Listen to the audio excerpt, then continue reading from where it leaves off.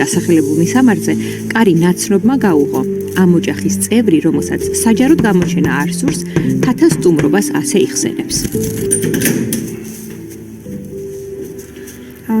სალამი. სალამი, თქვენ აქ ცხოვრობთ? კი, აქ ცხოვრობ. გისმენ? ჩვენ ხო ვიცნობთ ერთმანეთს. კი, როგორ ხარ? კარგად. წამალაშვილებს ვეძებ. კი, აქ არიან. ვის? მიხეილ წამალაშვილს. კი ბატონო, რასთან დაკავშირებით? აი საბუთები მაქვს, მამა ჩემია და ნახვამდა. რასთან? მიხეილი ისე ჩემია. შემოგზავნით ერთად დავიყვაროთ.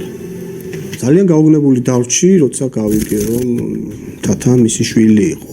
არა კი ვიცოდით, რომ მიშას შვილი გაშვილებული ყავდა, მაგრამ მისი არსებობის შესახებ არ ვიცოდით არაფერი, სად იყო, ვისთან იზრდებოდა და როგორ.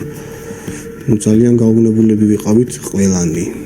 მისი ასეთი უეცარი გამოჩენით მთელი ოჯახი სახტად დავრჩით.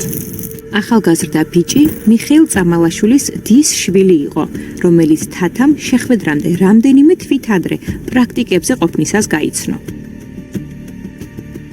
ამაშტა რომ ვიცნობდით ერთმანეთს დანახვისთანავე თვითონ გაუკვირდა ვისთან ხარო, მეც იქით ვისთან ხარო და მოხდა ისე რომ ეს ბედზე თურმე ვიცნობდით ერთმანეთს მე და ჩემი მამი და შვილი და ღმერთს მადლობა რომ რაღაც ისეთი არ მოხდა ის ცუდ დროს არ გავიცანით ერთმანეთი და 1000 უბედურება ხდება, მაგრამ გადავრჩის და ამით ვართ ძალიან ბედნიერები.